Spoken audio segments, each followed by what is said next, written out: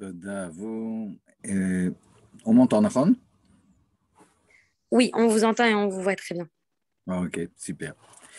Regardez, et on va parler.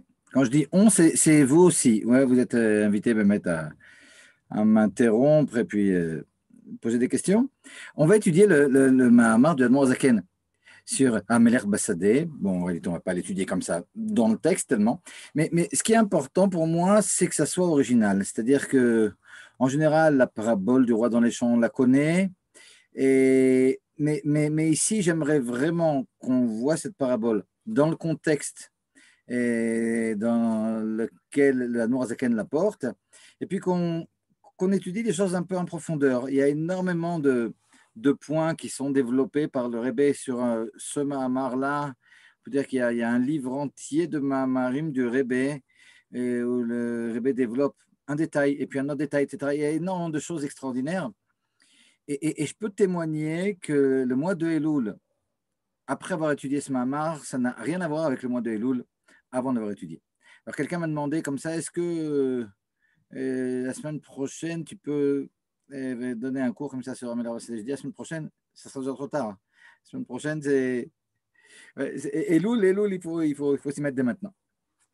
Alors bon, tout le monde connaît comme ça le début du Mahamar, où l'Admor Zaken nous rapporte Ani le Dodi vedodili rachetevot Elul. Ouais, on connaît.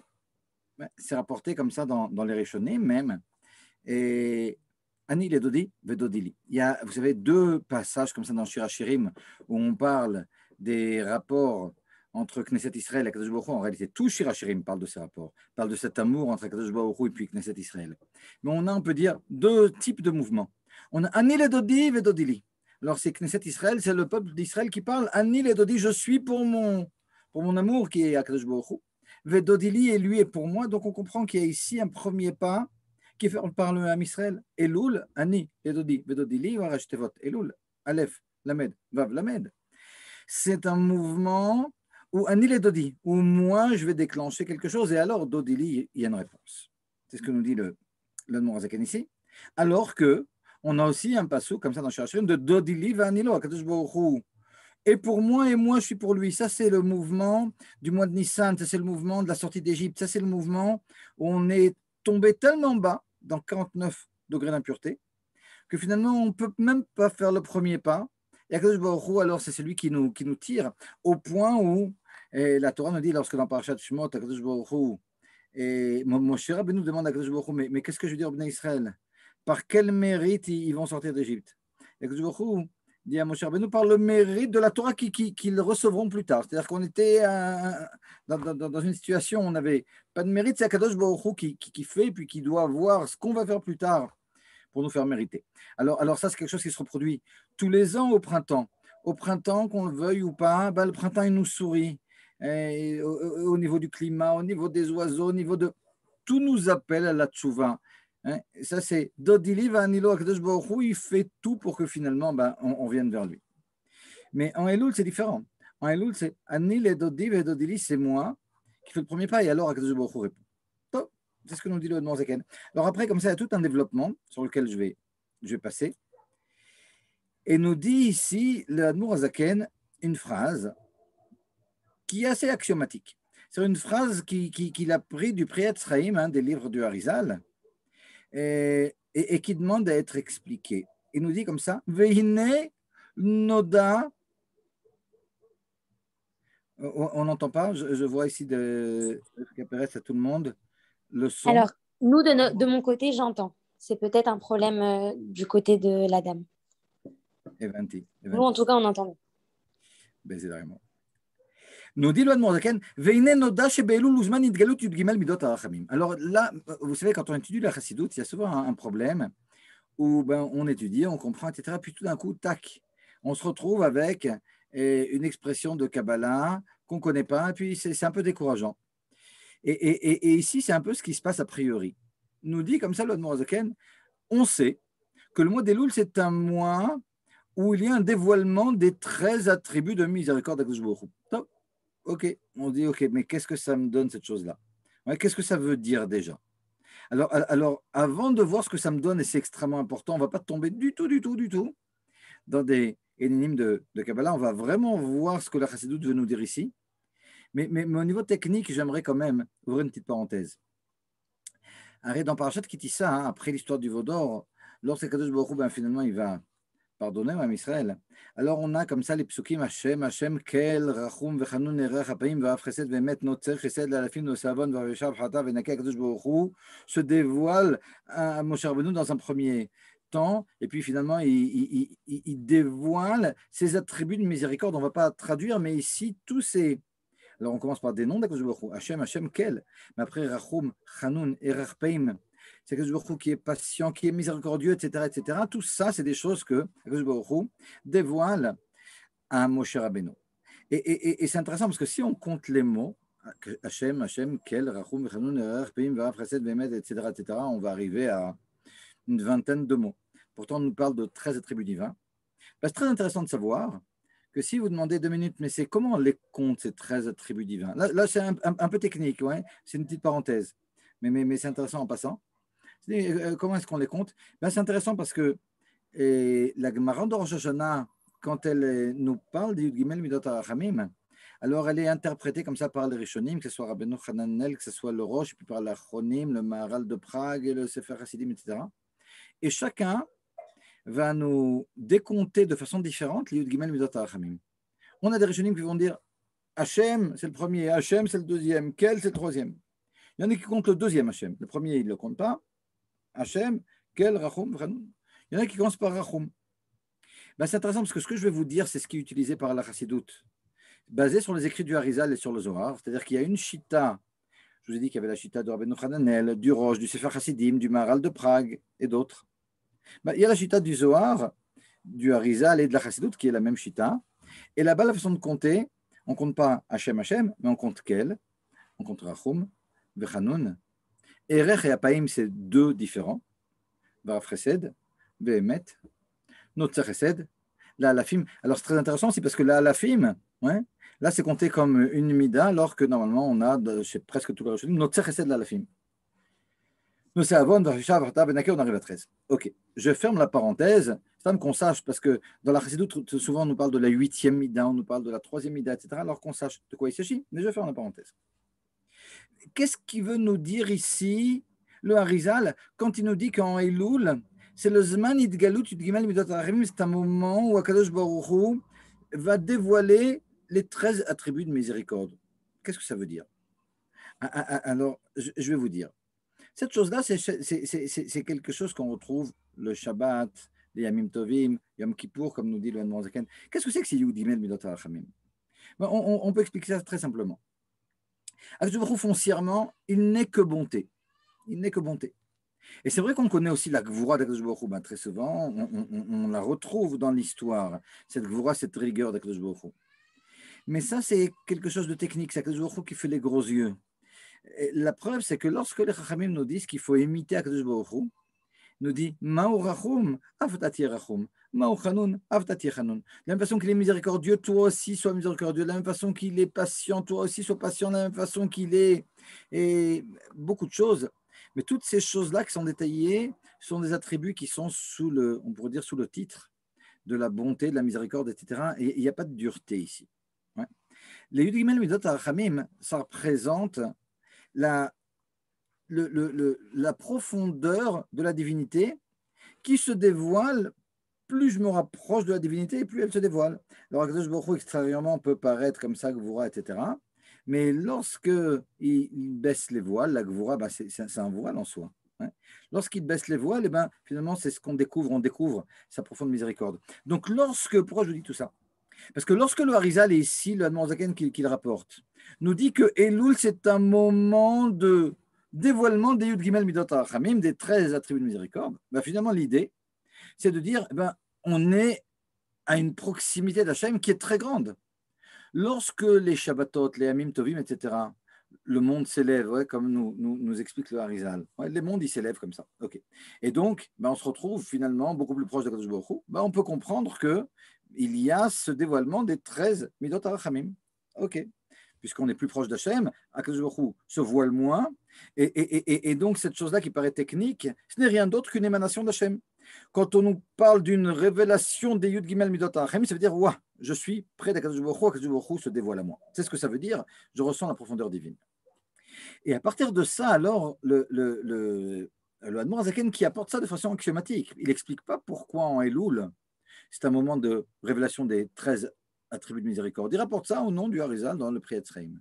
Mais à partir de là, il a un problème. Parce qu'il nous dit comme ça, ou Léavin,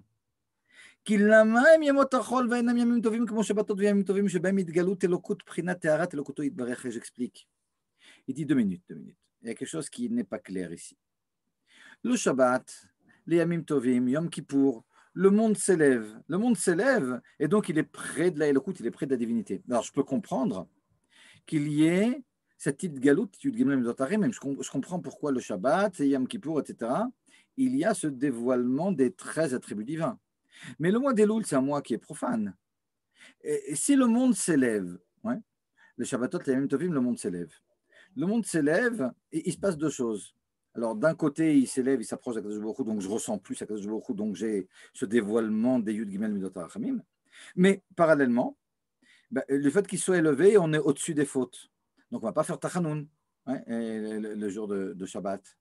Et on est loin du monde matériel, donc on ne va pas travailler. On ne va pas travailler parce que finalement, on est tellement loin du monde matériel qu'on n'a plus rien à voir avec ça. Si les choses elles sont seules, Akadosh Baruch Hu, Kaviyachol, il travaille pour nous, le Shabbat, etc. Donc, normalement, c'est 2 choses avant de pair. Le Gilou Yud Gimel Midot HaRachamim, c'est un signe que le monde s'est élevé. La preuve, on ressent la présence divine, on ressent la profondeur divine. Mais alors, si le monde s'est élevé, alors j'ai plus de fautes, donc je ne vais pas faire Tachanoun, je ne vais pas travailler, etc. Et c'est là qu'est le problème que pose le Admor Hazaken. Mais comment se fait-il alors qu'en Elul, ce soit un mois profane? Si réellement, comme nous dit le Harizal, le mois d'Elul, c'est un mois où il y a ce dévoilement des 13 Midot HaRachamim, alors on devrait faire un mois de Yom Tov, un mois anti-Yom Tov. Ça, c'est la question de Admor Hazaken. Agave, j'ouvre aussi une petite parenthèse ici.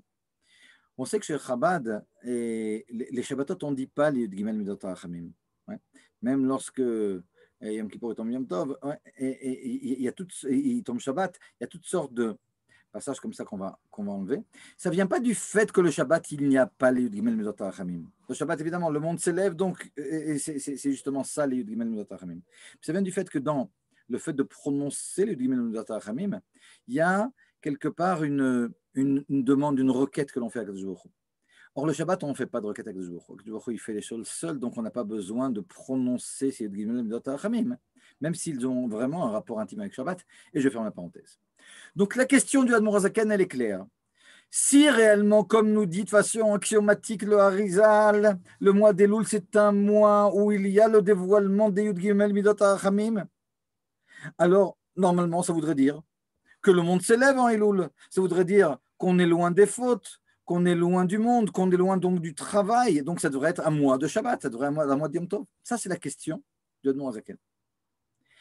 C'est très intéressant parce que la réponse à la question, vous savez quelle elle est? Quelle est la réponse à la question, vous savez? La réponse à la question, c'est la parabole du roi dans les champs. Oh. Alors ça, c'est ce qu'on connaît. La parabole du roi dans les champs, tout le monde la connaît. Et en général, on ne sait pas ou on a oublié que cette parabole du roi dans les champs, le Admor Hazaken, il la rapporte pour répondre à la question qu'il vient de poser. Alors non seulement on ne sait pas ça, mais même quand on le sait et qu'on va voir la parabole du roi dans les champs, on a du mal à comprendre le rapport entre la question et la réponse. Vous savez, dans la Gemara, des fois, vous étudiez avec quelqu'un, et puis le type, il a l'air de comprendre. Il sait traduire la question, il sait traduire la réponse. Mais des fois, vous lui dites 2 minutes, tu as compris en quoi la réponse répond à la question? Et là, pas vraiment. La Gemara, ce n'est pas la traduction, ce n'est pas comprendre une question, comprendre une réponse et puis pas voir le lien entre les deux. Une réponse, c'est une réponse à une question. Ce n'est pas une phrase.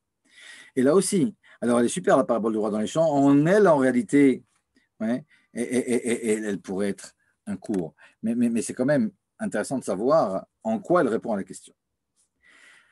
Alors, avant de voir en quoi elle répond à la question, ce qui est extrêmement important, j'aimerais qu'on voit ensemble comme ça cette parabole parce qu'elle est vraiment extraordinaire et on va la voir en soi et après on revient à notre question. Nous dit le Admor Hazaken, alors oublions maintenant un peu la question.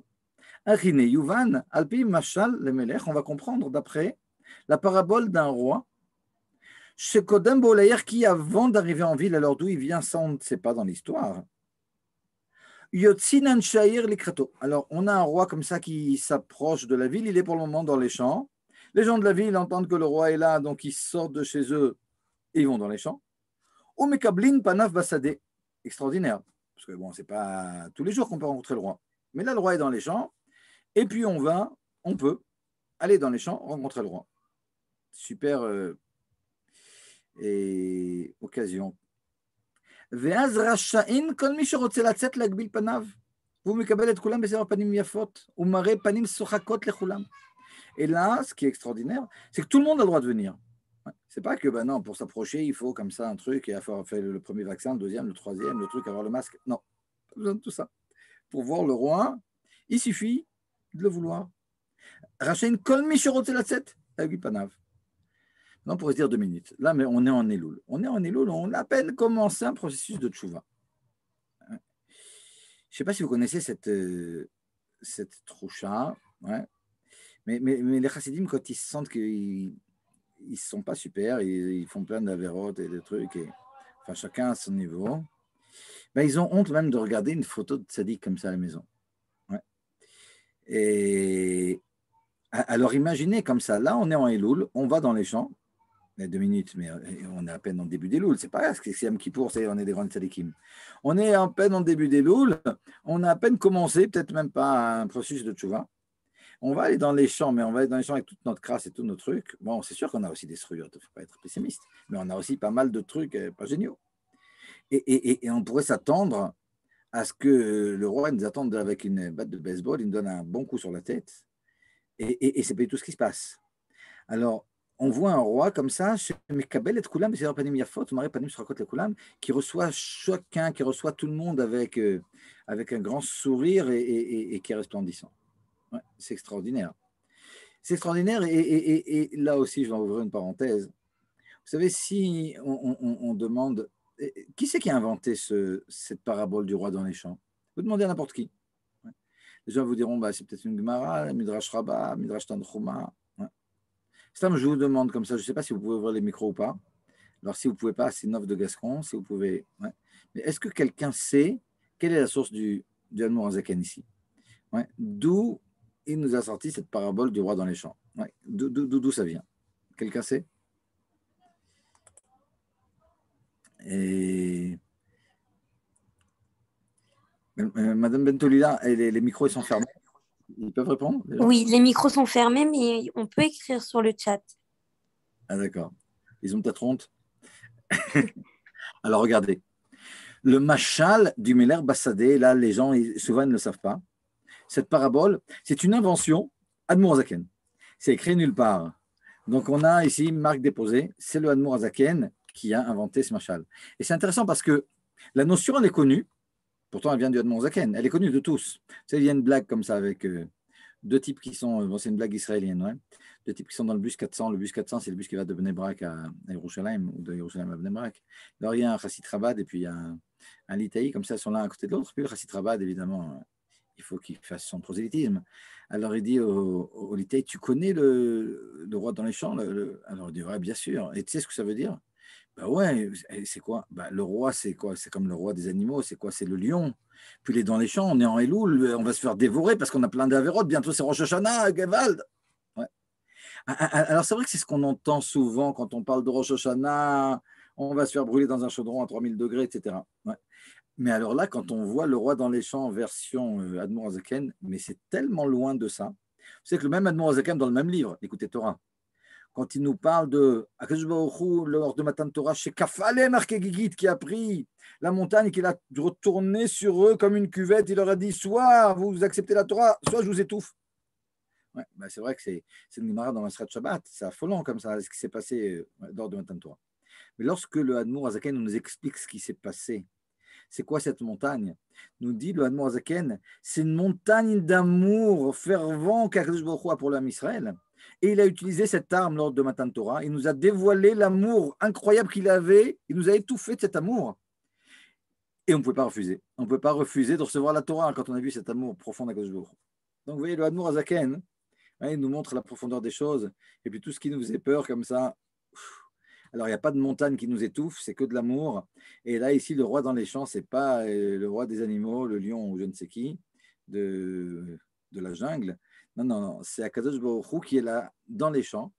Mais alors, on arrive avec toute notre crasse, Akadosh Baruch Hu, qu'est-ce qu'il fait? Ben, il nous sourit et puis il est affable. C'est vraiment extraordinaire.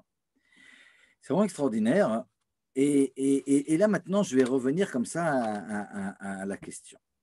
Le Zaken, il avait demandé comment se fait-il que le mois d'Elul, ce soit un mois profane, alors qu'il y a le Gilouï, alors qu'on nous dit qu'il y a pendant ce mois-là le dévoilement des 13 attributs de miséricorde.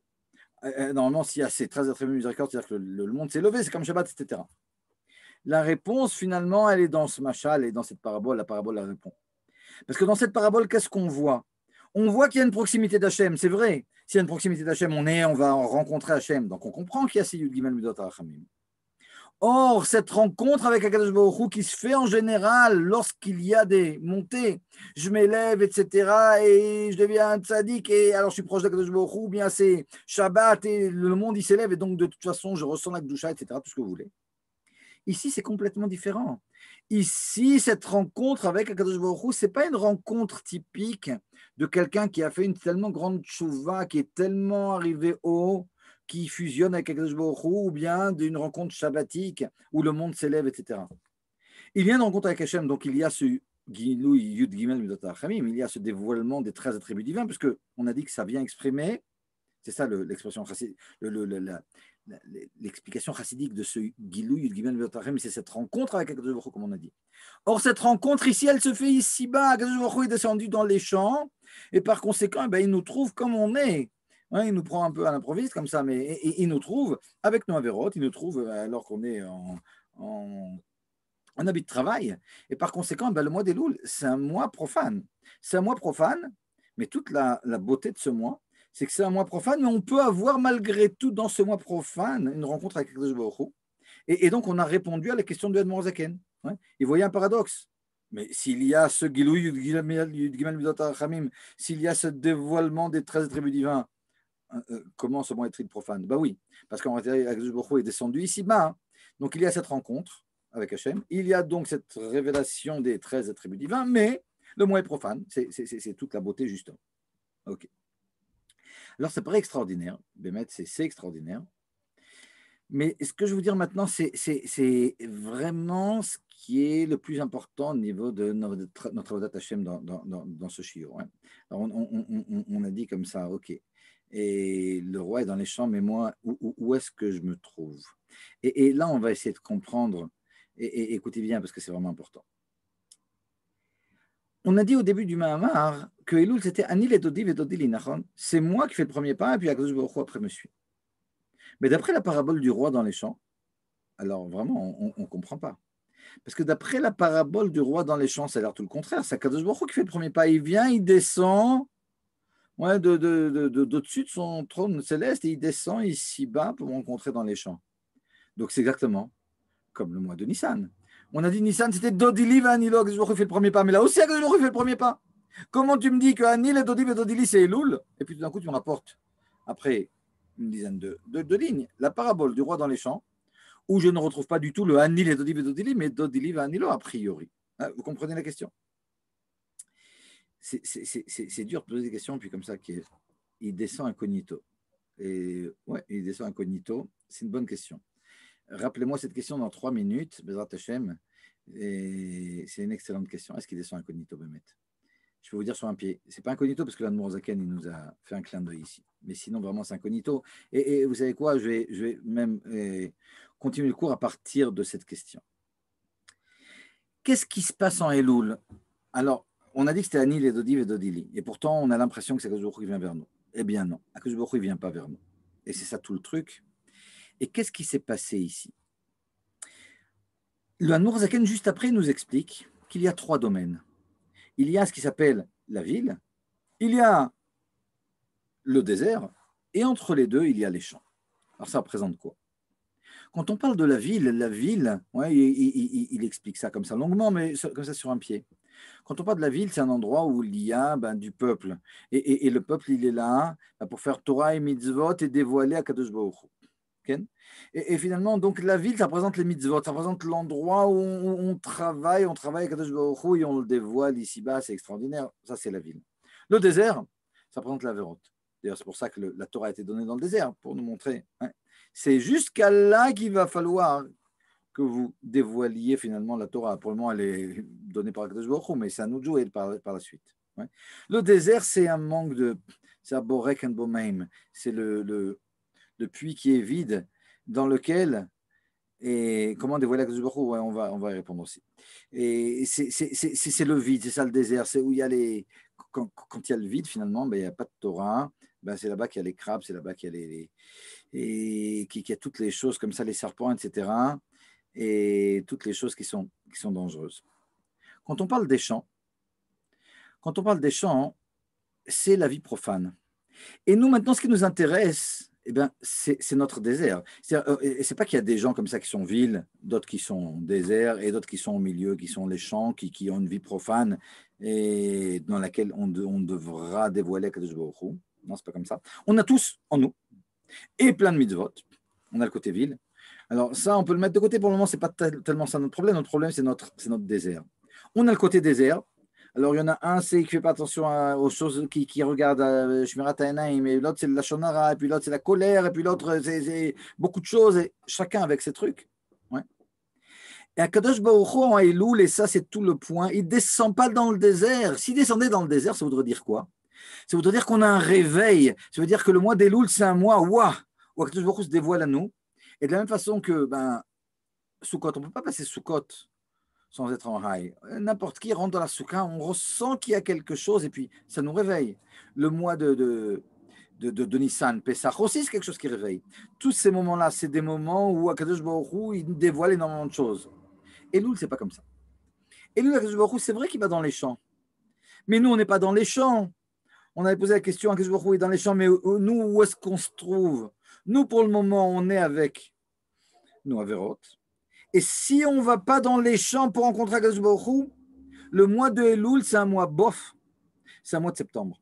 Vous savez, une blague comme ça, d'un type qui venait de Varsovie. Et puis avant la guerre, il est allé aux États-Unis. Il est dans une bête Knesset. Et puis c'est le mois d'Elul. Et puis il voit que bon, les gens, ils n'ont pas l'air inquiets, quoi. Elul, c'est un mois on se réveille. Et puis il voit que bon, les gens là-bas, ok, c'est un mois, comme Cheshvan, comme Iyar, comme n'importe quel mois. Alors à la fin de la tfila, il ne comprend pas que les gens ne se bougent pas. Il fait Elul, Elul. Et puis il ne se passe rien, personne ne réagit, personne ne répond. Il y en a un, il vient, il lui dit à l'oreille, tu sais, ils ne comprennent pas le livrite. Ils ne comprennent pas. Ah, d'accord. Alors il fait septembre. Okay. Après, je vous raconte cette blague. Parce qu'en réalité, Elul, ça pourrait être septembre. Bon, là, on est en août. Ouais. Mais Elul, ça pourrait être août-septembre. Il ne se passe absolument rien. On ne fait pas du tout attention au fait que le roi est dans les champs. Et pourquoi? Parce que nous, on n'y est pas dans les champs.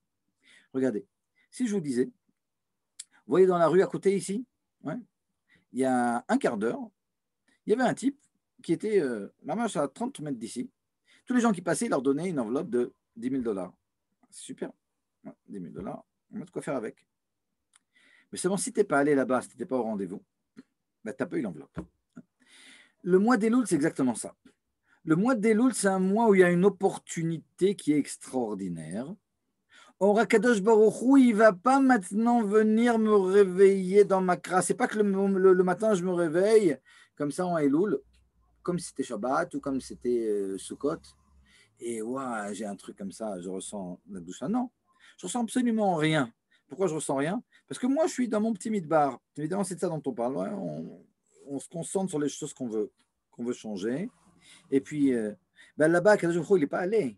Il n'est pas venu me réveiller dans ma crasse. Akadosh Baruch Hu, il m'a donné rendez-vous à 50 mètres d'ici, dans les champs. Il m'a envoyé une invitation. Par conséquent, on comprend pourquoi on dit que c'est Anil et Dodiv et Dodili. C'est vrai que Akadosh Baruch Hu, il fait quelque chose d'extraordinaire. Et c'est vrai qu'il fait un pas avant que moi je bouge. Mais ça ne s'appelle pas malgré tout qui fait le premier pas. Parce que le premier pas, il ne le fait pas vers moi. Le premier pas, il le fait vers les champs. En d'autres termes, ça veut dire quoi? Ce n'est pas juste technique comme ça, ce n'est pas juste des mots. Ça veut dire qu'en Elul, il y a une opportunité, une possibilité très simple de revenir à Kadosh Baruch Hu. Mais pour peu que je veuille bien aller dans les champs, pour peu que je veuille bien me bouger. Mais si je ne me bouge pas, il n'y a aucun réveil d'en haut qui se passe en Elul.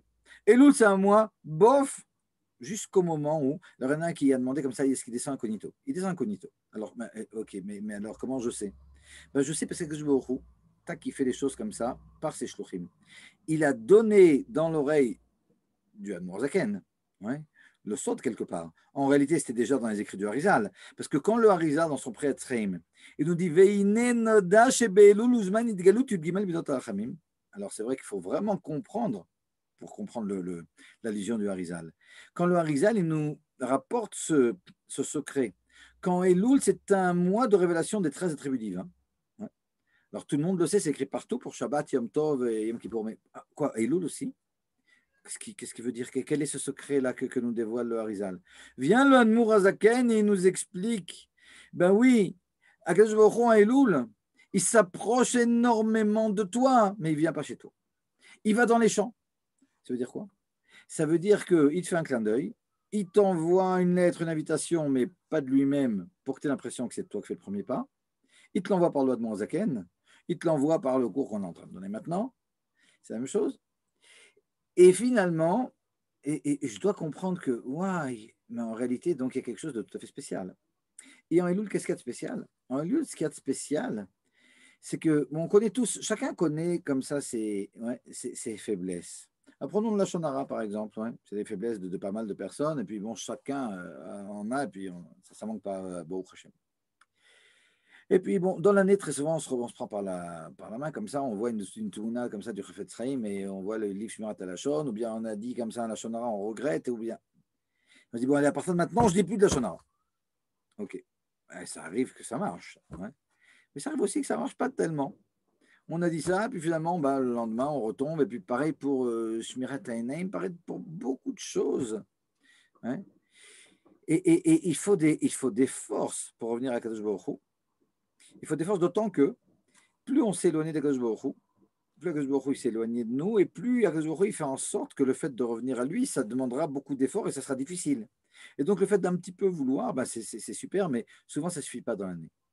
Ce qui se passe en Elul, et c'est ça toute la beauté du mois d'Elul, c'est qu'à partir du moment où tu as décidé que tu veux changer, et bien là, Kadosh Baruch Hu mekabel et pana besever panim yafot vemale panim surakot lechulam, c'est-à-dire ce qu'il a dit dans le Mahamar.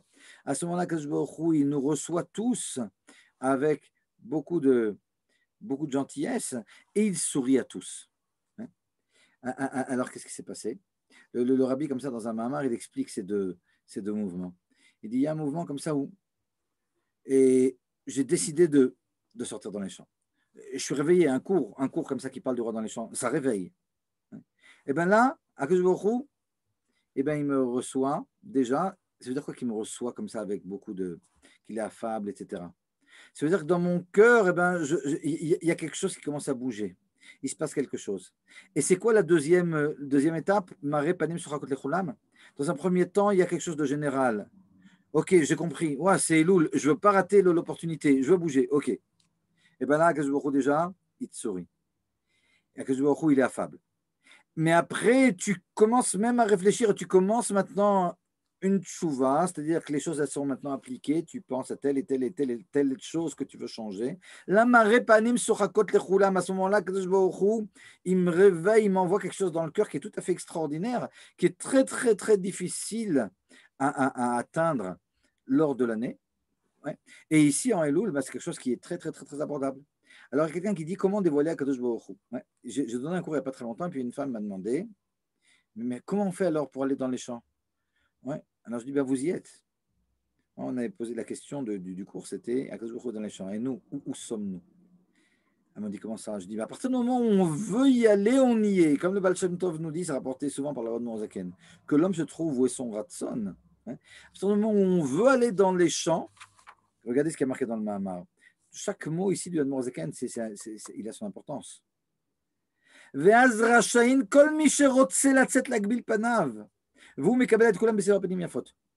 Tous, quiconque le veut peut le rencontrer, alors Akadosh Baruch Hu le reçoit de façon avec une extrême gentillesse.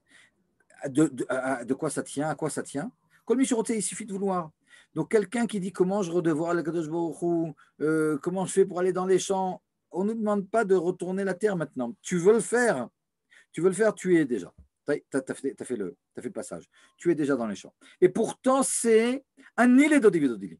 Parce que c'est moi qui suis allé dans les champs. C'est moi qui fais le premier pas. Akadosh Baruch Hu est allé dans les champs, c'est vrai, mais il n'est pas venu vers moi.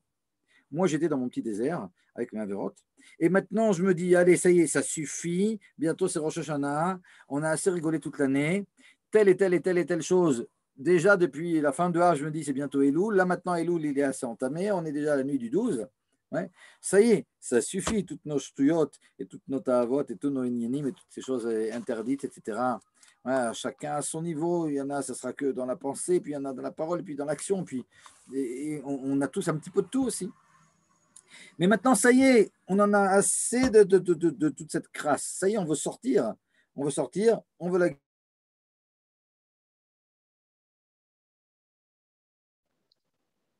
Rav Silam, votre micro s'est coupé. Alors, ce que je disais, c'est que ça y est, on en a assez du train-train de l'année comme ça. On a des montées, des descentes et des trucs comme ça. Et on décide, je vais dans les champs, je veux me changer. Ça veut dire je veux aller dans les champs.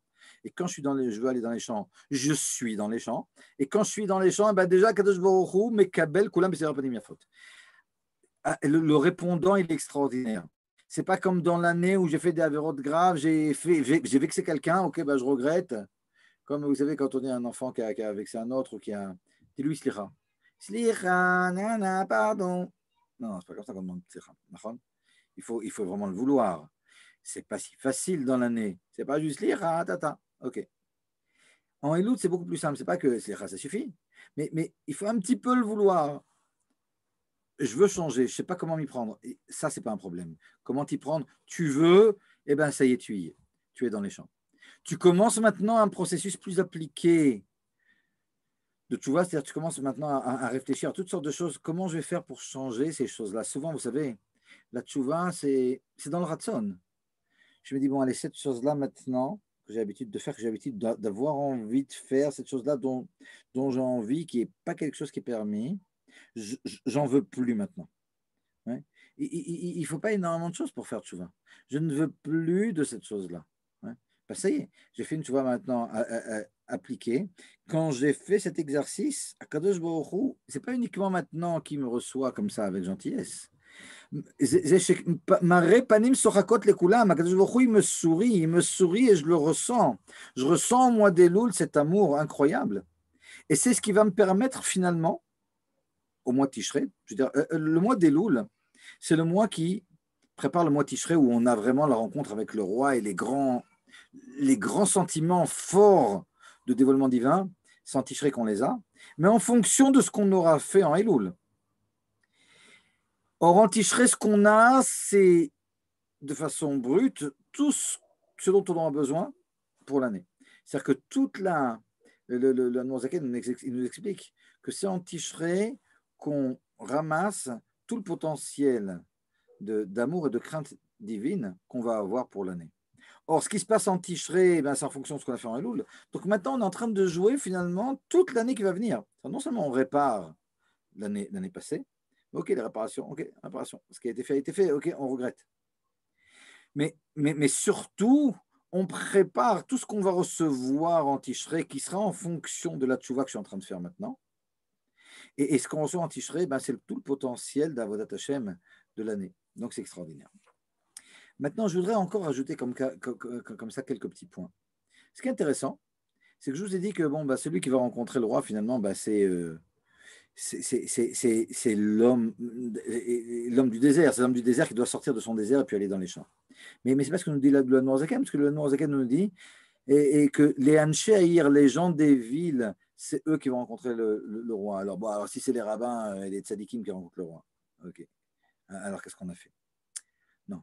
Le Inyan, qui explique le nom Zaken, quand il les appelle les gens des villes, en réalité, c'est les gens du désert. Mais c'est quelque chose où il nous booste. Israël, il nous explique que dans Israël, il y a dans le mot Israël, il y a Kel, le nom d'Akadosh Baruch Hu. Yud, ça représente l'Aim Sherchut. Yud, ça représente quelque chose qui a tout le temps.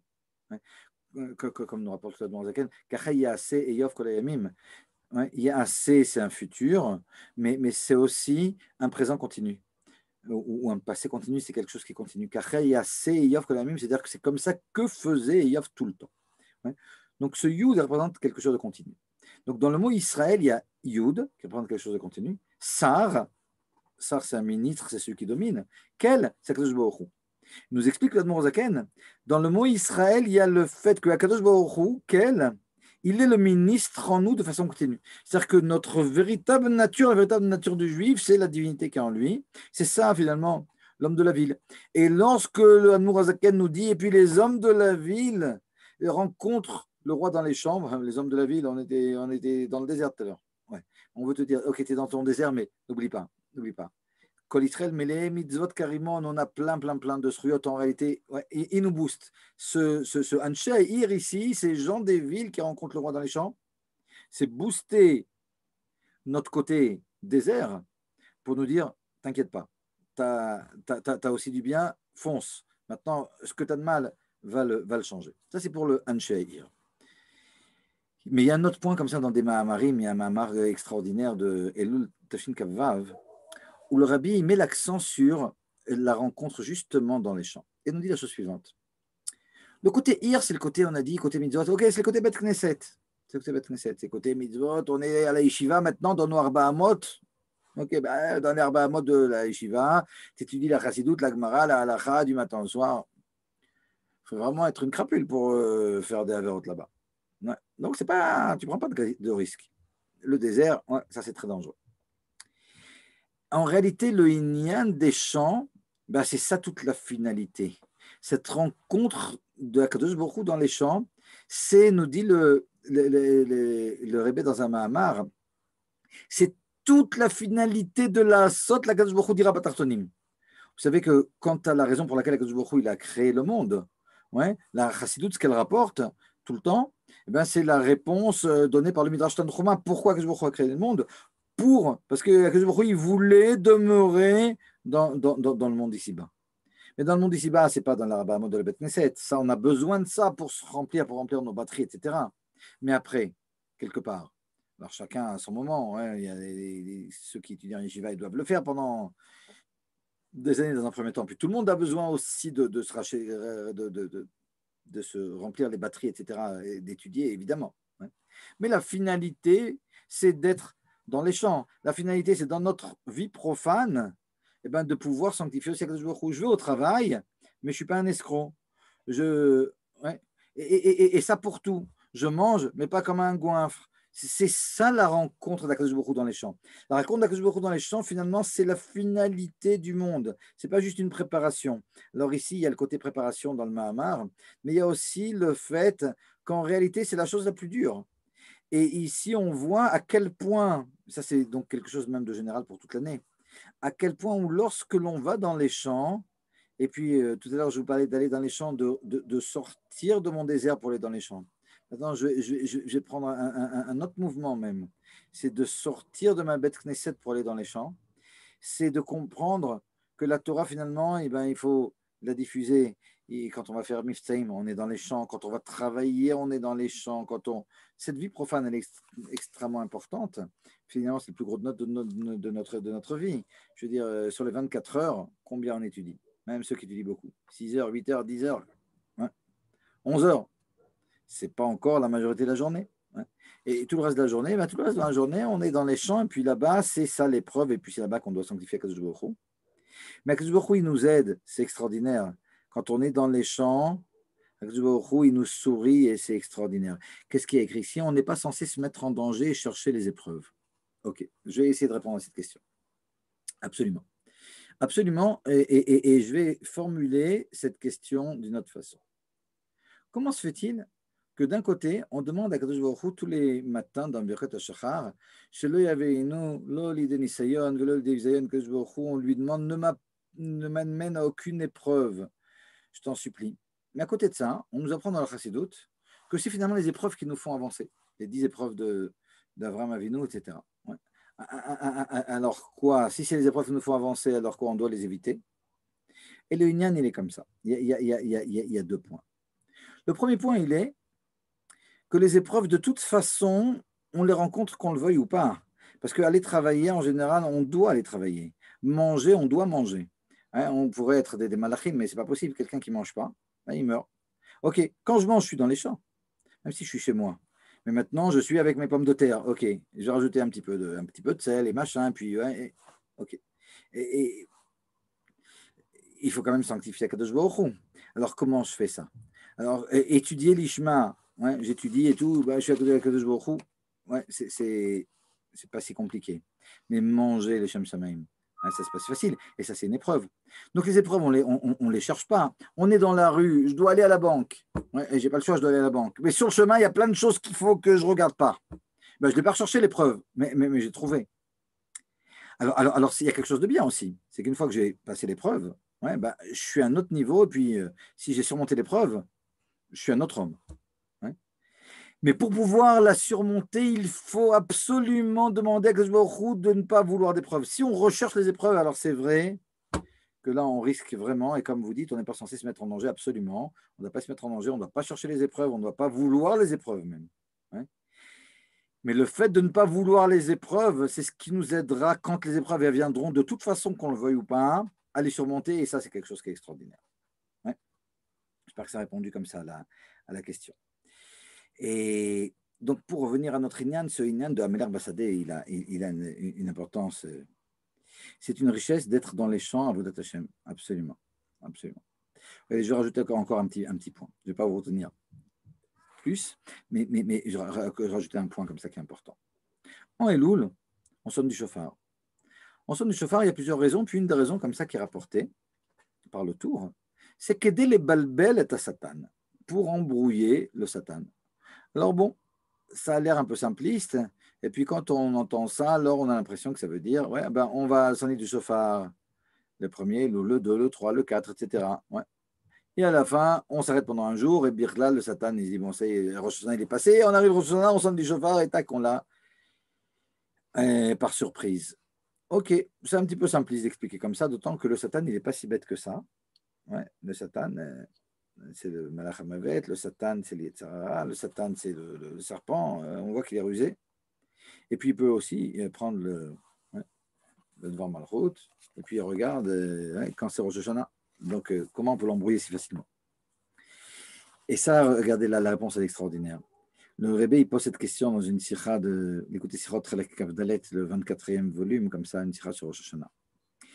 Et il rapporte dans un autre contexte, au nom de Rashi, qu'embrouiller le Satan, ça ne veut pas dire qu'on l'embrouille, ça y est, c'est un imbécile, et puis on va lui faire une entourloupe.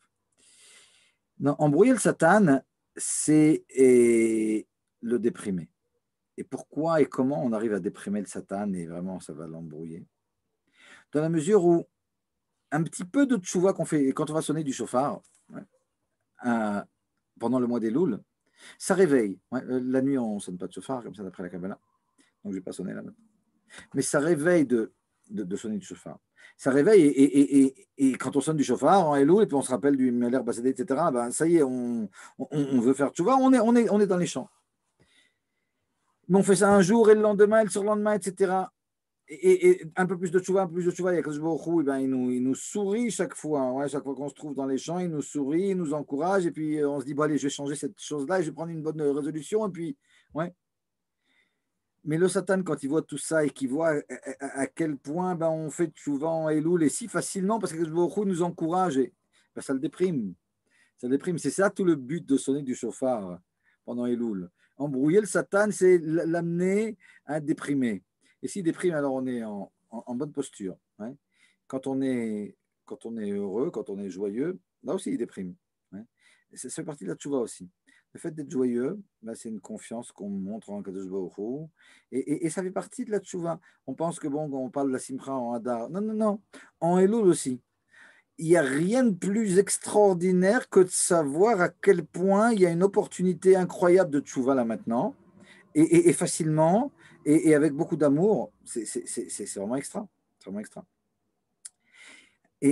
Alors, je vais peut-être rajouter encore un petit point, et on va finir avec ça.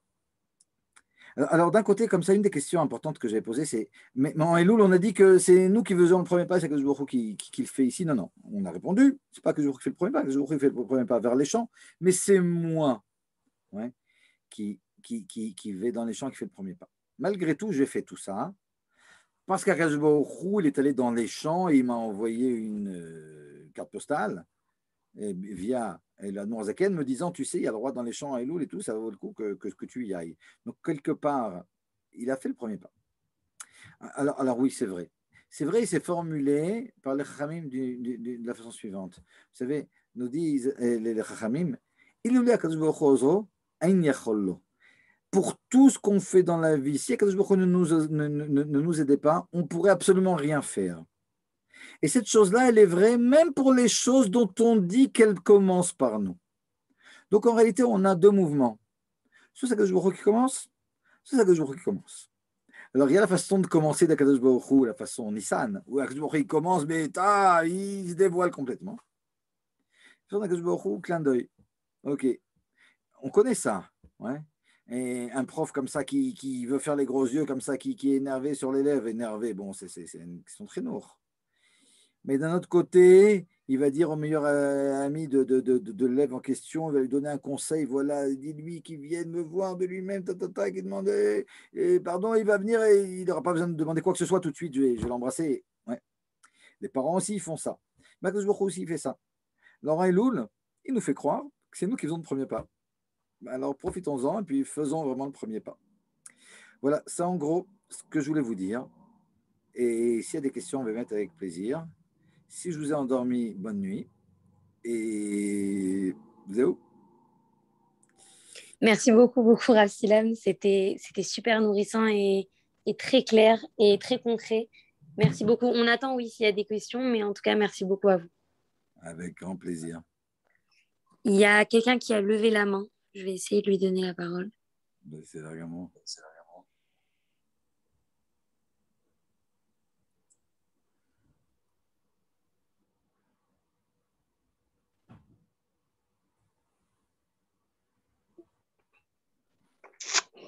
Alors, vous m'entendez? Absolument, absolument.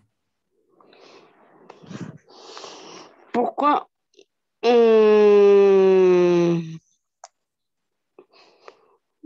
pourquoi le chauffard en Elul?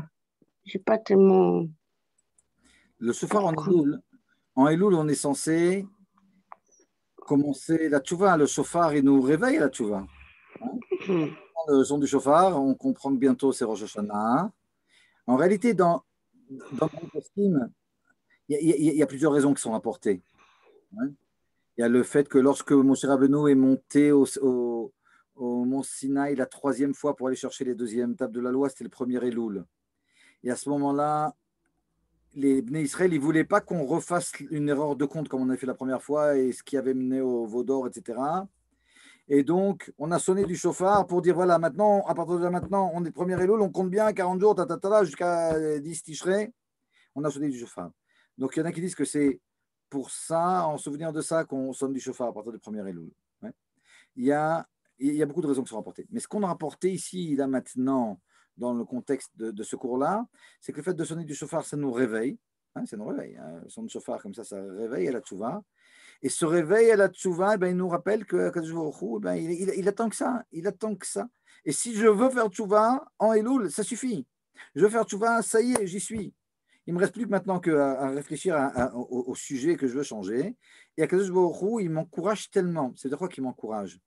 Il m'ouvre mon cœur de façon tellement extraordinaire que je ne peux pas ne pas faire tchouva pratiquement. Donc il y a ici une opportunité qui est vraiment incroyable. Alors, Rav Silam, j'ai reçu une autre question si c'est pas Dieu qui fait le premier pas, pourquoi à tout prix tenter de dire que c'est quand même lui d'une manière détournée? Ok. C'est une question de définition. C'est une question de définition. Comme beaucoup de choses, vous savez, il y a énormément de choses où deux personnes vont dire non, non, c'est comme ci, non, c'est comme ça. Et puis bon, il parle de. Ouais, il parle d'une face et l'autre, il parle d'une autre face. Akadosh Baruch Hu ne fait pas le premier pas vers nous. Donc, dans la rencontre de l'un vers l'autre, c'est moi qui m'approche d'Akadosh Baruch Hu. Okay. Donc, c'est moi qui fais le premier pas. Mais il y a autre chose aussi. Le fait qu'Akadosh Baruch Hu soit descendu de son infini pour aller à 100 mètres de chez moi, c'est quand même pas mal. Ouais. Imaginez que je vous dise, il y a quelqu'un qui est venu de New York avec 100 000 shekels. Il m'a dit, je t'attends ici à 100 mètres de chez toi. Je suis là-bas pendant un mois. Tu viens, je te donne les 100 000 shekels. Tu viens pas, ben, ça sera pour next time, pour l'année prochaine. Ok, ben, c'est moi qui vais là-bas, mais malgré tout, il a quand même fait le premier pas. Il est quand même venu de New York, d'une certaine façon. Vous comprenez? Donc, il y a de la place pour les deux facettes. Ouais. Pourquoi c'est important de comprendre qu'il y a ces deux facettes? C'est sûr qu'Akadosh Baruch Hu, ici, il fait quelque chose d'extraordinaire. Il va dans les champs, il vient, il nous invite. C'est extraordinaire. Ouais. Mais c'est important de comprendre qu'Akadosh Baruch Hu ne fait pas le premier pas, parce que quand on dit qu'Akadosh Baruch Hu fait le premier pas, on a tendance à se reposer sur nos lauriers et de se dire, bon, ok, ben, on attend. Ouais, ok, tu me réveilles, ok, Akadosh Baruch Hu, et tu me diras quand tu seras là, parce que bon, j'ai pas tellement la patience. Ok, tu me bouges. Et là, alors là, on peut dormir un mois, il ne se passera rien. Et c'est là que c'est important de comprendre que c'est nous qui faisons le premier pas. Donc vous comprenez qu'il y a deux côtés qui sont les deux importants. Un, comprendre l'opportunité du mois des Louls. Donc quelque part, il y a un premier pas de Shem. Mais de deux, c'est qu'une opportunité. Mais pour ça, il faut que tu te bouges. Tu fasses 1 millimètre. Tu fais pas ce millimètre, tu n'y es pas. Et donc, c'est important que tu comprennes que tu ne peux pas attendre que ça se bouge tout seul. Vous comprenez? Il y a de la place pour les 2 points. Les 2 points se complètent. Les 2 points sont importants. Comme ça. Quelqu'un demande est-ce que l'enregistrement est disponible sur l'application Menorah, sur Otis Menorah FR? Ça, c'est Madame Bentoula qui pourra vous dire. Et il y a une autre question qui vient d'être posée. Bien. Alors, n'est-ce pas que si la sainteté n'est pas chômée, bon, je ne comprends pas très bien, essayez de... Est-ce que vous l'avez aussi? Oui, je l'ai, mais bon, c'est vrai que ça fait 38 ans que j'ai quitté la France et donc j'ai des difficultés à comprendre la formule. N'est-ce pas que si la sainteté n'est pas chômée, c'est supérieur et donc messianique? Ok. Monsieur Brami, vous pouvez me traduire ça en français? En français pour novices. C'est-à-dire quoi que la sainteté n'est pas chômée? Okay. Non, mais si vous pouvez m'expliquer. J'essaye de lui activer son micro. Peut-être qu'en nous expliquant, ce sera plus clair. D'accord. D'accord, bonsoir, merci. C'était pour un petit peu à l'image de, par exemple, quand on a fêté Tou B'Av, la Mishnah le compare à Yom Kippour. Comment on peut mettre à égalité quelque chose qui est chômé comme Yom Kippour, c'est-à-dire chômé, c'est-à-dire on ne travaille pas, il y a des mélachot qui sont interdites, et comment on peut les mettre au même niveau que la vie profane. Quel est l'enjeu qui est lancé par la Torah là, ici dans Elul, où il y a le roi, il y a une proximité, et qu'on n'a pas de mélachot, c'est pas chômé, comme le Shabbat. Je comprends maintenant. Je comprends maintenant. En réalité, je comprends que c'est éducatif. Et est-ce que, la deuxième question, est-ce que c'est pas ça le but? C'est-à-dire que même si c'est profane, introduire la sainteté même dans le milieu profane quotidien. Est-ce que finalement ça, c'est pas une supériorité et peut-être le but? Et lorsqu'on dit que Yom Shekulo Shabbat, est-ce que ça veut pas dire ça? C'est-à-dire que ce sera tout le temps Shabbat, mais en fait, on pourra travailler. Tout sera spiritualisé même dans les choses les plus matérielles, les plus quotidiennes. Est-ce que ça, en soi, c'est pas une supériorité? Ok, j'ai compris la question. C'est extraordinaire. En réalité, je comprends que, comme je dis, que C'est une question éducative en réalité, parce que la réponse, vous l'avez déjà, vous l'avez même dite comme ça entre les lignes, mais vous voulez que ça soit qu'on la dise pour toutes, pour tous. Alors je vais répondre. Et lorsque la Gemara dans Kiddushin elle dit qu'est-ce qui est plus important, c'est la Torah ou les mitzvot? Alors elle nous dit comme ça, c'est l'étude de la Torah parce qu'elle amène aux mitzvot. Alors bon, on reste sur notre fin comme ça. Ouais. C'est l'étude de la Torah parce qu'elle amène aux mitzvot. Mais qu'est-ce qu'elle veut dire? Elle veut dire que la finalité, c'est réellement les mitzvot. Ouais. Mais ce n'est pas en faisant les mitzvot qu'on arrive aux mitzvot, c'est en étudiant la Torah qu'on arrive aux mitzvot. C'est vrai qu'il y a mitzvah, goret mitzvah, mais si on n'entretient pas ça avec de l'essence, qui est l'étude de la Torah, ben finalement, les mitzvot ne tiendront pas, même si c'est la finalité. Ouais. Et c'est un peu comme à Toubishvat, on pose souvent la question, il y a toute une guérette du Rébé, qu'est-ce qui est le principal? C'est les racines ou les fruits? Okay. Les fruits, c'est la finalité, et puis les racines, sans racines, il n'y a pas de fruits. Okay. Là, c'est un peu ce inyan.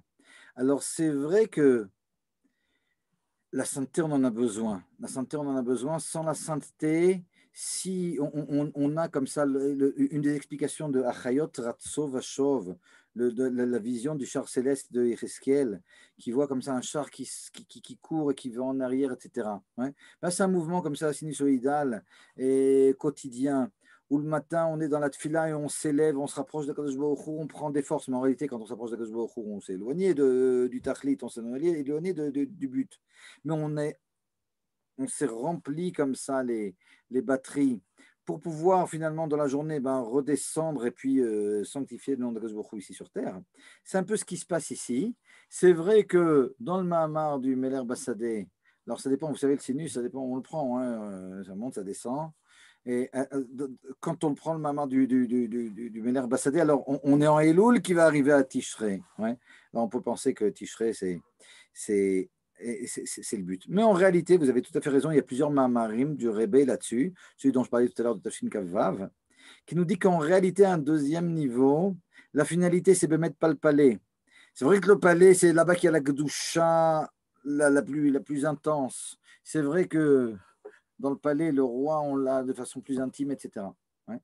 Mais en réalité, tout le Inyan, c'est, comme je disais tout à l'heure, lorsque le Rebbe nous dévoile que dans ce Mahamar de Améler Bassadeh, le Rebbe il veut nous montrer que le principal, c'est de faire la Kadosh Baruch Hu d'Ira Batartonim. Et quand on sait que le fait de faire la Kadosh Baruch Hu d'Ira Batartonim, c'est ça le but ultime. Vous savez, dans le Zohar et dans les écrits du Harizal et dans la Chassidoute, il y a 4 raisons qui sont données à la création. Kadosh Baruch Hu, il a voulu se dévoiler à l'homme, il a voulu Teva Tov Lativ faire du bien, il a voulu. Mais le Rebbe explique que quand je veux avoir de l'argent, il faut que je travaille. Et je travaille pour ceci, pour cela. Il y a toujours dans le Ratson, finalement, la chose finale. Parce que mon but, ce n'est pas d'aller travailler tous les jours. S'il faut avoir de l'argent sans travailler, ce serait peut-être mieux. C'est finalement d'arriver à... Et bien là, ce arriver-là, le but ultime de la création, c'est de faire Akadosh Baruch Hu d'Ira Batartonim. C'est de faire dévoiler Akadosh Baruch Hu dans le monde bas. C'est cette fusion entre deux choses complètement opposées, le roi et le monde bas. Et bien, le Rebbe dit que c'est ce qui est exprimé dans Améler Bassadeh. Donc, d'après ça, vous avez tout à fait raison, c'est la finalité. La finalité, c'est effectivement le roi dans les champs. C'est dévoiler le roi dans les champs. Quand le roi est dans son palais, ok, j'ai pas tellement de travail à faire. Le roi dans son palais, c'est un peu dévoiler à Kadosh Baruch Hu quand je suis dans le Beth Midrash. C'est extrêmement important, j'en ai besoin pour pouvoir sanctifier le monde. Mais le but, c'est réellement le roi dans les champs, absolument, absolument. Oui, Chazak, merci. Mais dans les deux cas, il y a une notion de malchut, parce qu'on dit que le dernier mois, enfin la dernière étape, c'est la royauté. Mais en fait, sur quelle étape on a plus le sujet de la royauté? Est-ce que c'est le dernier mois ou c'est le premier mois? Parce que le premier mois, c'est la couronne. Et puis là, en dernier mois, est-ce que c'est pas aussi finalement, concrètement parlant, en effet, la finalité et que c'est la royauté qui se dévoile même dans notre monde profane? Toujours pareil. J'entends ce que vous dites, Et Bémet, c'est dur, ça dépend beaucoup du contexte. Parce que quand on parle et ça on pourra faire un cours là-dessus, hein, quand on parle de la royauté comme ça, Rosh Hashanah, c'est vraiment un début de processus comme ça de recevoir sur soi la royauté. Et c'est un commencement, c'est la création de l'homme. Et je ne sais pas comme ça, sur un pied, mais répondre, mais en réalité, et je pense que la réponse est la suivante. Vous savez, une fois, on a demandé à la rabbinite Ramouchka, hein, et quel est le meilleur moment de ta vie? Et elle a dit maintenant. Ouais. Et quand on étudie les sirotes du Rébé, et le moment où on se trouve, c'est toujours pour le Rébé le meilleur moment. Le Rébé va vous dire, vous savez, le Shabbat, le dernier Shabbat de l'année, c'est le Shabbat qui va finalement bénir l'année, c'est extraordinaire. Puis le Shabbat et Tchouva, ouais, c'est le Shabbat qui va bénir le plus le jour le plus kadosh de l'année, le jour du Yom Kippour, et donc c'est le moment le plus haut. Et quand on comprend que la royauté, ben, finalement, c'est tout. Ouais, la royauté, c'est vraiment tout le inyan, c'est de dévoiler la royauté de Kadosh Baruch Hu, parce que finalement, c'est quoi la royauté? Royauté, malchut, ça veut dire dévoilement. Ouais. Et tout le inyan, finalement, de la Géoula, c'est le dévoilement de l'essence divine, le dévoilement de ce qu'on ne peut pas dévoiler. Comme tout mène à ça, et qu'on ne peut pas passer sur un échelon, j'imagine, ouais, je n'essaie pas de me dérober de la question, mais j'imagine que en réalité, les deux sont vrais. Les deux sont vrais. Il n'y a pas de Elul sans Rosh Hashanah, il n'y a pas de Rosh Hashanah sans Elul. Et les deux, ils sont là pour nous amener au dévoilement de la royauté, parce qu'il n'y a rien d'autre que ça. Parce que tout le but, finalement, de la création, c'est la royauté. C'est la royauté, c'est que même la tzniut de Kadosh Baruch Hu, elle devient une royauté. Même ce qu'il y a de dévoilable. Et excusez-moi, est-ce que c'est quantifié quand viendra Mashiach, c'est-à-dire, bon, c'est éminent d'après ce qu'on observe. Est-ce que les jours seront chômés? Enfin, est-ce que quand on dit Yom Shikul le Shabbat, ce sera Shabbat tel que nous on connaît aujourd'hui, ou on pourra travailler? Ouais. Ça, c'est une grande question. Et par rapport aux mitzvot, on sait qu'il y a dans les écrits de Harizal qu'il y a deux mouvements, il y a deux époques. Il y a une époque où on continue à faire les mitzvot, il y a une époque où on transcende complètement même ça. Hein. Alors, j'imagine que c'est comme ça que c'est en rapport, parce que quand on continue à faire les mitzvot, le simple fait qu'il y a encore 3 villes de refuge, et puis les mitzvot, Tatluot, Bares qui reviennent, et les korbanot, etc., on comprend que c'est sûr que lorsque vient le Mashiach, et puis à un certain moment, il y a oui les mitzvot, et pour les mitzvot, ben, il y a un travail aussi. Donc c'est sûr que dans la Géoula, il y a cette phase. Mais il y a une phase dans la Géoula où on dépasse complètement même et le Kiyum des mitzvot, le lien avec Akadosh Baruch Hu, il se fait de façon essentielle, sans même le biais des mitzvot. Mais bon, ça c'est déjà... on n'y est pas, puis il y a peut-être un côté un peu problématique de parler de ça. Parce que vous savez, le Rébé, contrairement à plein de grands, et chez lui, il n'y a, a pas de trikim, il n'y a pas d'amulette, il n'y a pas de abracadabra et de trucs comme ça. Il y a toutes sortes de rabbinim qui vont vous donner, le type il a un problème, il va le voir, il va lui donner un caméa, un truc, un machin. Chez le Rébé, si on résume ce que veut le Rébé de nous, c'est Torah Mitzvot. Au point où une fois un ami m'a dit, ah, faut chez vous les Chabad, Torah Mitzvot, Torah Mitzvot. Chez le Rébé, il n'y a rien d'autre que ça. Parce que pour se lier à Kadosh Baruch Hu, on a besoin de Torah et de mitzvot ou de Torah, les deux. Ouais. Torah mitzvot, des fois on a Torah mitzvot tfila, tfila ça fait partie aussi des mitzvot, mais on a ça en soi aussi. Donc c'est vrai que parler de quelque chose qui serait ni Torah ni mitzvot, le lien intime avec Kadosh Baruch Hu, c'est vrai qu'il y a ça, mais c'est vrai aussi que ça ne nous concerne pas tellement parce que dans notre travail aujourd'hui, on ne connaît rien d'autre que Torah et mitzvot. Alors il y aura peut-être ce lien intime comme ça qui se dévoilera, ok super. Mais ça n'a pas tellement d'impact comme ça sur notre Avodat Hashem maintenant. Notre Avodat Hashem, elle est uniquement Torah et Mitzvot aujourd'hui. Toda. Israël, tu as une question, je vois, Nacham. Et Madame Matolila, vous pouvez ouvrir le micro de Israël Dov Shayovitz. Allô, allô. C'est fait normalement. Israël Dov, tu as une question? Bonsoir. Shalom, shalom. Tov. Je vous connais, je crois. Entendez? Ken Israël, comment ça? Israël Dov, on t'entend. Alors, vous m'entendez? Oh, on t'entend. Non, pas. Israël Dov, Oui. Est-ce qu'on m'entend? on t'entend, on t'entend. D'accord. Donc, le mois de Elul, c'est le roi descend dans les champs. Donc, automatiquement, nous, on doit aussi, normalement, y descendre et aller à la rencontre pour avoir une élévation et une préparation personnelle et individuelle. Alors, se pourrait-il que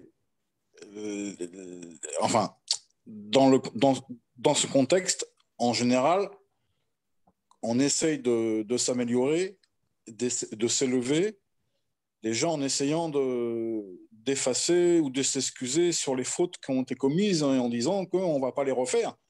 Et après, avec ça, on va s'élever. Et pas le contraire, on va dire. Il y a deux types de mitzvot. Ouais, il y a le mitzvot assez, il y a le mitzvot pas assez. Ouais. Il y a le mitzvot d'interdiction. Les interdictions, selon les enfreintes, ben, on décide de ne pas les refaire.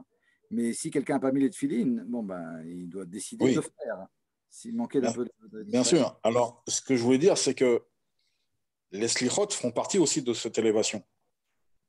C'est vrai, ouais, pour ceux qui les font. Alors, est-ce que les séfaradim ont mieux compris que le roi est dans les champs que les ashkenazim et les chassidim? Voilà ma question. Et c'est un Ashkenaz qui pose la question. D'abord, Israël Dov sache que le Admour Azaken, il rapporte dans le Likutei Torah, d'après la Chassidoute, aussi le Inyan de Slichot depuis le début du mois d'Elul. Donc, il parle de ça. Okay. Maintenant, je vais te dire, c'est pas que quand on ne fait pas les Slichot, on chôme. Ouais, et il y a toutes sortes d'autres choses. Le Inyan, c'est pas tellement est-ce que je vais faire de la Vodat Hashem ou pas. Ouais. Le Inyan, c'est quelle est la Vodat Hashem. Les Sfaradim qui ont l'habitude de faire les Slichot, ils doivent faire les Slichot et c'est comme ça qu'ils trouvent Akadosh Baruch Hu. Et ceux qui ne font pas les slichot, eh ben, ils doivent le trouver d'une autre façon. Si à la place des slichot, ils restent dans leur lit, alors c'est sûr que ce n'est pas le but. Ouais. Mais prendre ne serait-ce que. D'ailleurs, les Chabad, ils ont quelque chose d'incroyable. C'est qu'ils font moins de choses, même que les Ashkenazim. Parce que entre Rosh Hashanah et Yom Kippour, je veux dire, les Ashkenazim, ils font 1-2 semaines comme ça avant Rosh Hashanah, selon le jour où tombe Rosh Hashanah. Et ils font des slichot. Il faut qu'il y ait au moins 4 jours. Et on commence à monter Shabbat. Donc, soit la semaine d'avant, soit la 2 semaines avant. Oui. Mais les Ashkenazim, ils continuent après, entre Rosh Hashanah et Yom Kippour. Les Chavadnikim, le lendemain de Rosh Hashanah, c'est Tzom Gedalia, il y a des slichot. Et après, on ne fait plus. Et là, c'est vraiment les seuls, quoi. Les Sfaradim, ils font, les Ashkenazim, ils font, quoi. Tu as fini Rosh Hashanah, tu ne fais plus de slichot. Et on a demandé au Tzemar Tzedek comment se faisait-il qu'on ne dise pas de slichot, même moins que les Ashkenazim ont fait. Et la réponse du Tzemar Tzedek, c'est, et ça va répondre peut-être à ta question, c'est maintenant, c'est-à-dire il parle d'après Rosh Hashanah, avant Yom Kippour, c'est plus le moment des paroles, c'est le moment de l'action. Mm-hmm. Alors, ce qu'il veut dire là-bas, c'est, il ne te dit pas, bon, ne fais pas de slichot, tout va bien, va lire le Figaro. Ouais. Il te dit, il y a autre chose à faire. Il y a autre chose à faire. Alors, des fois, il y a des gens, ils sont au mikvé pendant une demi-heure le matin. Je sais pas, le mikvé, bah, ça, tu as 5 minutes, 30 et puis tu sors. Et j'ai envie de leur dire, bon, mais je ne comprends pas, mais vous n'avez rien d'autre à faire que de rester au mikvé pendant une demi-heure. Ça va, tu es dans l'eau, tu rentres, tu sors. Mais c'est bitul Torah. Ouais. Et donc, ce que je veux dire, c'est que on n'est pas en train de voir ce qui est mieux. Ce qui est mieux, c'est de faire ce qui nous concerne. Quelqu'un qui est sfaradi, qui a des minagim sfaradim, et lui, le roi, il le rencontre en faisant les slichot, comme ses pères. Enfin, comme ses pères. Pour moi, donc, d'accord. Alors, le roi est dans les champs à partir du Rosh Chodesh Elul. Mais alors, les Ashkenazim, ils ne passent pas par ces slichot pendant un mois où on sent une élévation de chacun dans la tfila. Mais il n'y a pas que les slichot.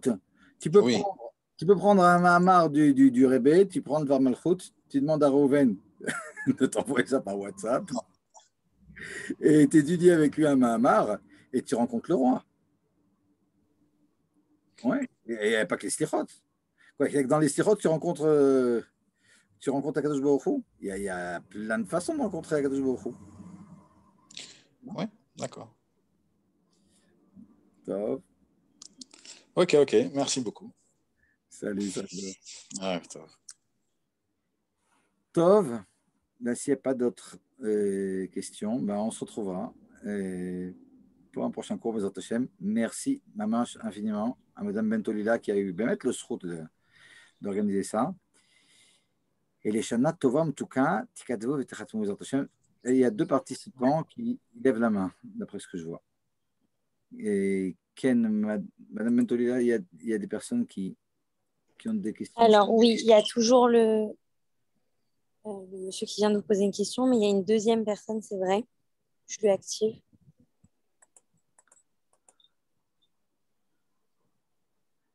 Ken, Mme Tardy. Oui, bon, un peu plus pragmatique. Je pense que c'est fait pour ça, ça revient tous les ans. Mais on travaille sur soi, on demande à Kadosh Baruch Hu de l'aide pour travailler sur nos midotes. Il y a des midotes qui sont très compliquées, qui reviennent, je ne sais pas moi, la colère ou la shonara, comme vous l'avez exprimé. C'est très très dur. On peut y travailler pendant quelques mois et d'un seul coup se laisser submerger, et surtout quand on est parent, ou voilà, aller vers la colère.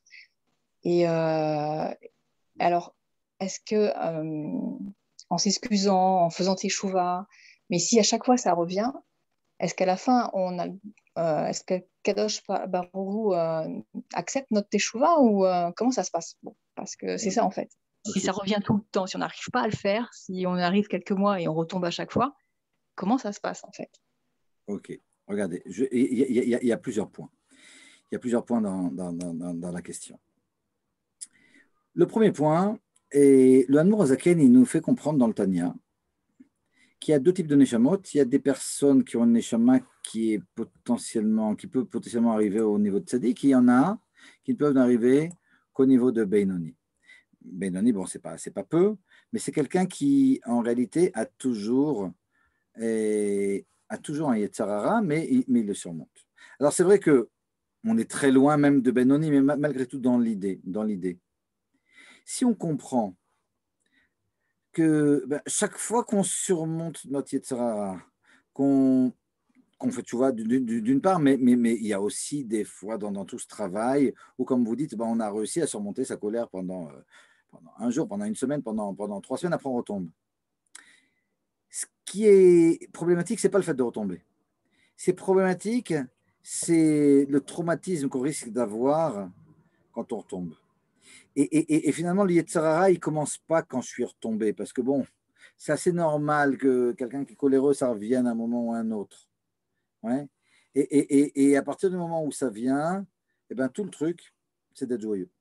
Tout le truc, c'est de se dire, bon, allez, ok, là, j'ai mal joué, je me suis mis en colère alors que je travaillais sur ma colère, et c'est un mauvais point. Mais pour réparer ça, la première chose, alors on pense comme ça, on est complètement ondulé par notre colère. Non, mais ce n'est pas là-bas que ça se passe. La première chose, c'est que je ne vais pas être triste. C'est vrai pour la colère, c'est vrai pour toutes sortes d'autres choses aussi, toutes sortes d'autres avérotes qu'on fait. Le premier inyan, maintenant attention, c'est très fin, de ne pas être triste, ça ne veut pas dire se dire que le Baruch Hu, il s'en moque. Parce que les Chachamim nous disent, par rapport à votre question, à Akadosh Baruch Hu, une infinité de fois on peut retomber quand on fait une tchouva sincère. Et quand on fait une tchouva, c'est sincère en général, même si on retombe encore après, pour le moment c'était sincère. Akadosh Baruch Hu, il accepte notre tchouva. Mais malgré tout, les Chachamim nous disent, attention, il ne faut pas penser qu'Akadosh Baruch Hu, il est vatran. Akadosh Baruch Hu, ce n'est pas qu'il s'en moque, il laisse tomber, on dit, bon allez, c'est mon copain, et puis tout va bien, okay, mais il me connaît. Non, ça ne marche pas. Ça ne marche pas, ça c'est penser que il est vatran, il laisse tomber. Et de la même façon qu'un parent, il n'accepte pas un truc comme ça, s'il n'y a pas un profond regret de l'enfant qui a fait une erreur. Et Akadosh Baruch Hu, c'est la même chose. Mais Akadosh Baruch Hu, il n'est pas mitragesh, il n'est pas étonné ni déprimé quand un mois après, on va retomber. Comme je vous dis, l'épreuve, elle n'est pas là. Elle est aussi là, c'est sûr. Mais je veux dire, OK, c'est pas parce qu'on a fait une erreur qu'on doit en faire 2 et plus. Et en général, le Yetzer Hara qui est rusé, il te dit, ah, ça y est, tu t'es mis en colère, allez, ça vaut rien tout ton truc. Et bah, ça sert à rien. N'essaie pas de travailler ta colère. De toute façon, tu ne réussis pas. Et puis, finalement, et on est triste, et on ne travaille plus. Et... Non, ça, c'est la catastrophe. Et la moitié, ce n'est pas les 3/4, ce n'est pas les 4/5 du travail. C'est quand on tombe, se dire, OK, je regrette profondément, mais je ne vais pas commencer maintenant à rentrer dans ma tristesse, etc. Non, je refuse, je continue à être joyeux. Alors, pour les hommes qui vont migrer comme ça tous les matins, il y a quelque chose de simple là-dedans. Parce que, bon, tous les jours, on a des petites descentes et des trucs. Et on a une occasion journalière d'être sous l'eau. Quand on est sous l'eau, vous savez, Tvila, ce tiot habitoul, c'est rapporté dans la Chassidut par rapport au migvé de Parashat Noach, comme ça, dans le Torah, etc. Par rapport au déluge. Et on rentre dans l'eau et on se dit, bah, allez, maintenant, ça y est, je suis rien, je renais, quand je ressors et je reprends à zéro. C'est quelque chose comme ça facile qui nous permet de faire tout va. Mais même sans cette chose-là, hein, il suffit de décider, ça y est, maintenant, je me reprends. Donc, pour votre question, est-ce que je vous donne du crédit? Oui. Il y a, vous savez, chez certains des Gdolé Israël, une notion qui s'appelle Bitron Hatshuva, le fait de faire confiance en Hatshuva. Akadosh Baruch Hu, très vite, quand on lui demande réellement pardon, même si c'est la 50e fois qu'on fait l'erreur, tout de suite, il nous pardonne. Il est où le problème? Le problème, il est dans les 10 jours qui vont suivre, où ça va me prendre du temps pour croire vraiment que Akadosh Baruch Hu m'a pardonné. Et ça aussi, c'est quelque chose qui vient d'Akadosh Baruch Hu. Baruch Hu nous pardonne, mais imaginez un enfant qui prend de la farine et puis qui, même si c'est un petit bébé, et qui la jette par terre. Et, OK, on a crié, puis 2 jours après, il refait ça. C'est sûr que c'est un enfant, et puis on a envie de rire, et on lui pardonne tout de suite. Surtout quand on voit que bon, il est un peu confus. Mais on ne va pas tout de suite lui dire, allez, il ne se passe rien, sinon c'est fini, quoi. Il n'y a plus de traîneau, il n'y a plus d'éducation, et puis tous les paquets de farine vont être par terre. Akadosh Baruch Hu aussi nous fait ça. Akadosh Baruch Hu aussi, s'il nous montrait si vite à quel point réellement il nous pardonne, hein, eh ben on serait vraiment pas à se travailler. Et donc il nous laisse mijoter un petit peu. Et même quand on est en train de mijoter et qu'on ne ressent pas à quel point Akadosh Baruch Hu il a accepté notre tchouva, etc., il faut savoir que cette tchouva, elle existe, elle est pleine, et lui donner du crédit et avancer. Il faut savoir que on a dit, c'est l'achlano, le rabbi, il dit, on demande à Akadosh Baruch Hu, c'est l'achlano, puis après, on fait une bracha même. On remercie Akadosh Baruch Hu de nous pardonner. Si on a fait une bracha, s'il ne nous avait pas pardonné, ça aurait été bracha levatala. On n'a rien que de demander à Akadosh Baruch Hu, ça y est, il nous a pardonné déjà. Ça, il faut le savoir. Il faut que ça soit vrai, mais ce n'est pas non plus si compliqué que ça soit vrai.